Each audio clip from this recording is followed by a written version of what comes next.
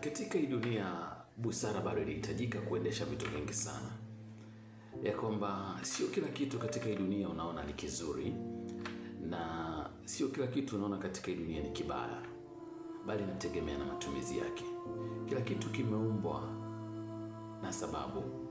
Ya kwamba chochote unachokiona katika hii dunia, basi jua kwamba hicho kitu kinafaa kuwepo. Kwa hiyo busara ya kuishi na viumbe vyote katika hii dunia ni busara ambayo inahitajika sana kwa binadamu. Kwa mfano, unaweza ukadhani labda kuna mdudu fulani anauma, yaani akikuuma hivi anakuletea madhara.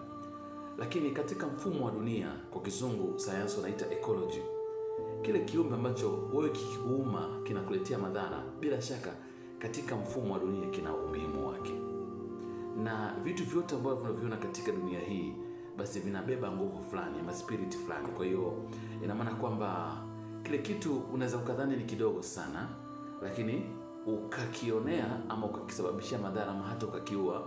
Lakini usilojua ni kwamba katika ulimwengu ule wa kiroho ama ulimwengu the spirit world, hujui kwamba umesababisha madhara gani katika maisha yako ya kawaida. Kwa mfano, mimi naweza kupa mfano wa kawaida. Hivi wewe unatarajiaje mtu ambaye anakutana na mbwa ambaye hamjui, alafu anamlenga na jiwe, anamuumiza yule mbwa? Alafu mtu huyo labda alikuwa anaelekea katika pilika zake za kwenda labda kutafuta vitu fulani ambavyo vilikuwa vina umuhimu kwake sana, labda vilikuwa vya baraka kwake.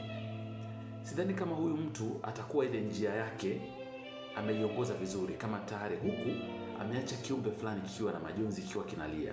Unaona? So busara inaanzia pale unapoelewa kwamba kila kitu katika hii dunia kina umuhimu wake. Utakapoheshimu viumbe vyote vile, hata kama ni mdudu mdogo ama ni mti, basi ujue kwamba wewe upo katika in the right track katika mfumo wa dunia. So jifunze sana kuishi vizuri na viumbe vyote vile.